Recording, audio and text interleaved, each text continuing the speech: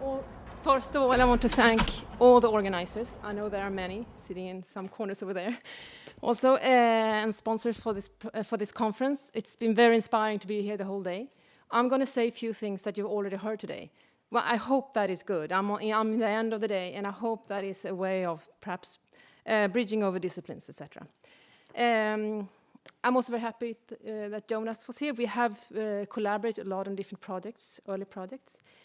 I will today mostly focus on a new research project that I'm working on together with my colleague Marceline Gau, whom I'm teaching with at the KDH School of Architecture, but we're also doing research together. And it's very new, and it's, in a way, I'm just throwing it out as a kind of a discussion to test. We have, our former projects have really been about architectural synthetic systems that somehow mediate between something that is perhaps not biological, but deals with other kind of conditions, such as light, movement, or sound, for example. This was a project that we exhibited at the MAC Center in Los Angeles, the Rudolf Schindler house that some of the architects might know in Los Angeles. It's called Sporg. It's a system, a modular system that mediates between exterior and interior. It's a set of components that are attached through suction onto the glass from the exterior on the interior, and they, depending on light changes, so light changes in both on the environment in the garden, as well as the more intimate when a person passes by, the system creates a sound. There is also it's a parallel computing systems. There are no big brain. There are many multiple small brains that can do very simple tasks, just process a very simple piece of data.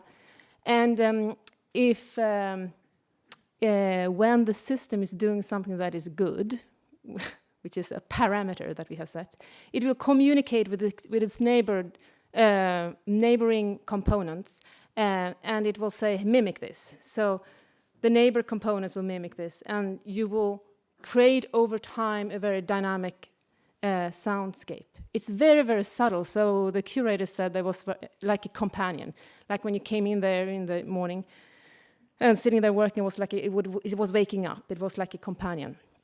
So this was a way of dealing with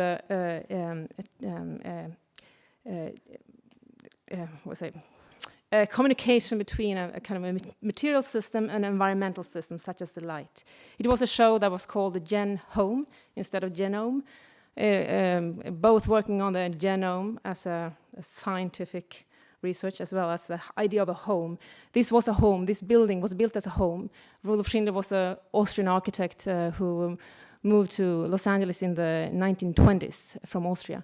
And he built this home and he lived there. And now it's an art and architecture center. And we got the nursery, and we worked on that in a double sense of being a nursery as a garden where you nurse plants, as well as a nursery where you grow as a kid's room or something. And we kind of played off the wine that was already hanging on the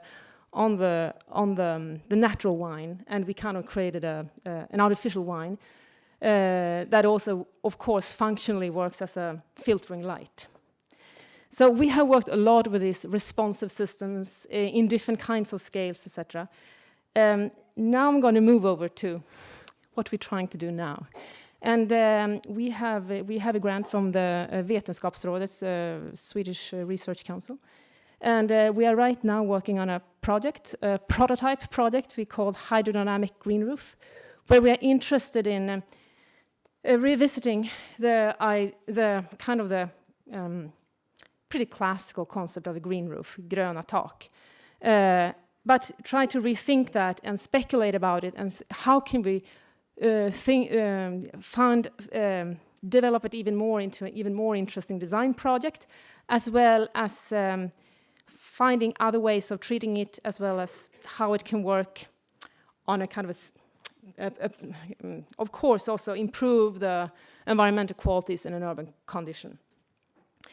And we are, again, we are very interested in the meeting or the relationship in synthetic architectural systems, and how they can be informed by now precisely biological substances or biological mechanisms or processes.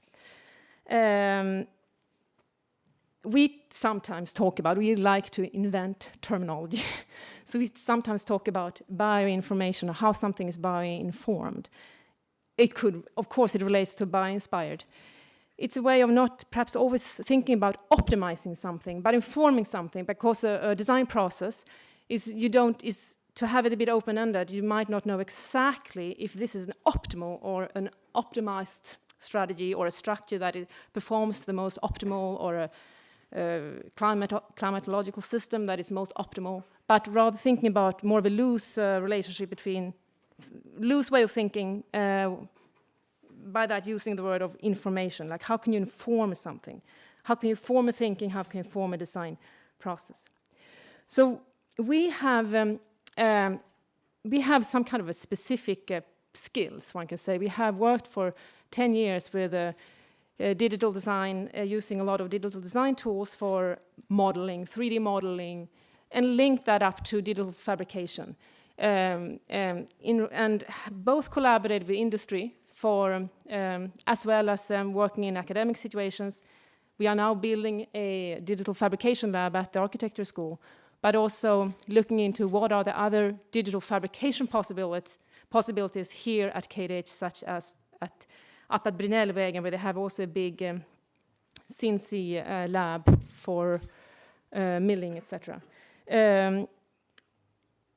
So somehow we have become specialists both on this digital fabrication linked to digital design tools with the design thinking. So we are very much interested in how can we formulate a design thinking and an architecture in relation to this whole terrain of new technology. Perhaps they are not new, all the technologies, but there are a lot of technologies that are being developed. And also, how can we navigate this terrain or this field, and also master it or actually affect it, so that our knowledge of design, working with design, will actually affect how we also develop the technology.